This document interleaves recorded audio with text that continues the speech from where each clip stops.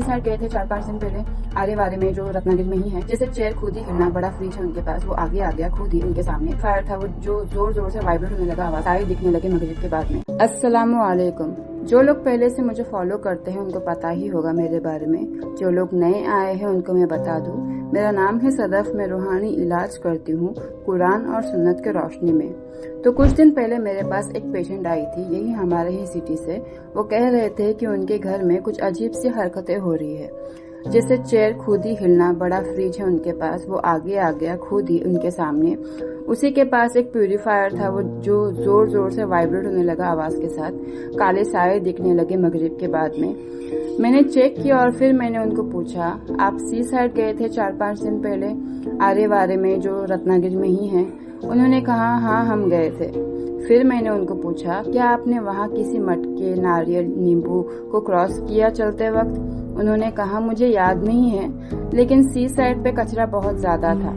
फिर मैंने जब उनका इलाज करने के लिए लिया, मुझे पता चला कि उन्होंने कोई उतारे को क्रॉस किया और वो उतारा किसी लड़की का था जिसपे लेडीज पीरियड थी, और वो लेडीज पीरियड प्रिटेंड करती थी कि उसके पास अच्छी ताकतें हैं। कुछ लोगों को उसने ट्रिकी मैजिक दिखाया।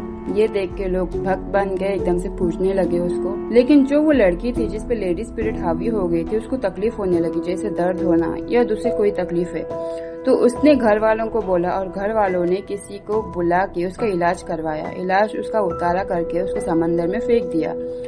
अब मेरी पेशेंट सी साइड गई, उसने वो उतारे को क्रॉस किया, तो उसपे वो जो स्पिरिट थी, जो उतारे में जो स्पिरिट कैद हो गई थी, वो मेरे पेशेंट पे हावी हो गई।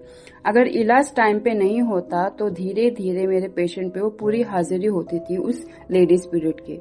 तो अब आपका ये सवाल होगा कि ये सारी बातें हमें क्यों बता रहे हो? तो मैं आपको इसके लिए बता रही हूँ क्योंकि मेरे पेशेंट जितने भी होते हैं, मैं हमेशा उनको सी साइड जाने के लिए मना करती हूँ। अब इसका रीजन क्या है? एक तो बहुत सारे मखलूक होते हैं, बुरे मखलूक भी होते हैं, अच्छे मखलूक भी होते हैं समंदर के साइड में। प्लस जो समंदर अपना जो भी कचरा होता है वो बाहर फेंक देता है। कचरे में बहुत सारी चीजें आ जाती है, जैसा मैंने आपको ये सारी बातें बताई जो भी पेशेंट के साथ हुआ। मैं ये सब बोल के आपको डराना नहीं चाहती। मेरा इंटेंशन सिर्फ इतना है कि आप खुद की प्रोटेक्शन कर पाओ और सेफली जाओ ऐसी जगह पे।